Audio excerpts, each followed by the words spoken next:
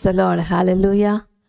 మన ప్రభువును రక్షకుడునైన యేసుక్రీస్తు నామములో మిమ్మలను మీ కుటుంబాలను ఆశీర్వాదపు జలలు షవర్స్ ఆఫ్ బ్లెస్సింగ్ అనే ఈ ఆధ్యాత్మిక డైలీ డివోషన్స్కు ప్రేమపూర్వకంగా ఆహ్వానిస్తున్నాం. అనుదినము కూడా మరి ఈ వాక్యం ద్వారా మీరు సంతృప్తి పొందుతున్నారని, ఆత్మీయ మేలు పొందుతున్నారని ఆశిస్తున్నాను. ఉదయ సమయంలో దేవుడు మనకిచ్చిన వాక్య భాగము 1 పేతురు గ్రంథము 2వ అధ్యాయము 24వ వచనము. ఆయన పొందిన గాయముల చేత మీరు స్వస్థత నొందితరి. దేవుడు ఈ వాక్యం దీవించును గాక. 1 Peter 2nd chapter 24th verse.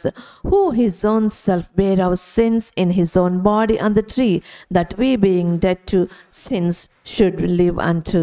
May the Lord bless this word.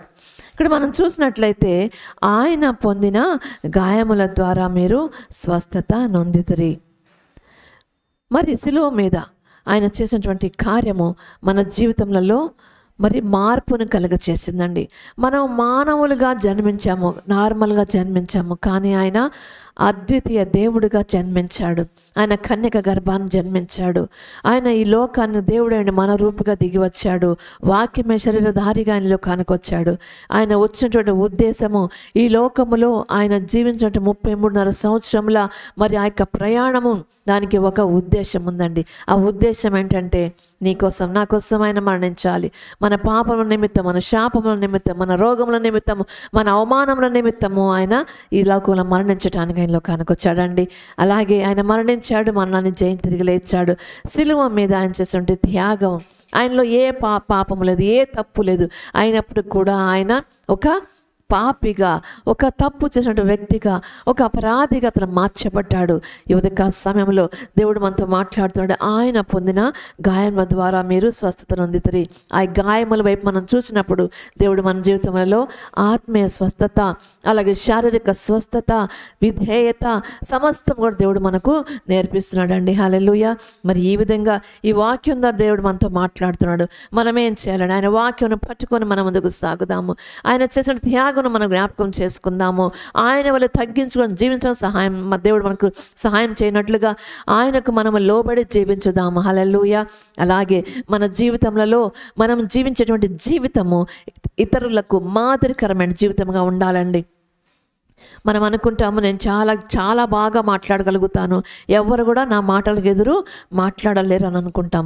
అలాగే నేను చాలా గర్వంగా నేను ఉంటానని అనుకుంటూ ఉంటారు. కానీ గర్వము కానీ లేకపోతే మన మాటలో ఉన్నటువంటి ఆ యొక్క మరి గర్వము ఇవన్నీ కూడా దేనికి పనికిరావండి. మరి దానివల్ల ఉపయోగం ఏం లేదు. మనం ఏం చేయాలి? ఆయన పొందినటువంటి గాయముల వైపు మనం చూడాలి. ఆయన చూపిన విధేయతను మనము నేర్చుకోవాలి.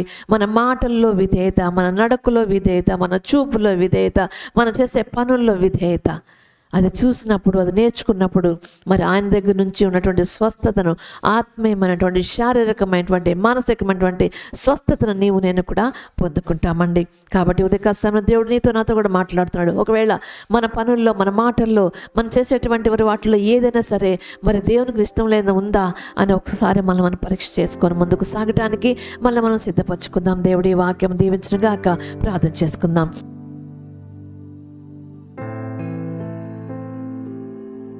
మహాగణుడ, మహోన్నతుడ, మా మంచి యేసయ్య, నీ పరిశుద్ధ నామమునకు స్తుతులు స్తోత్రములు తండ్రి.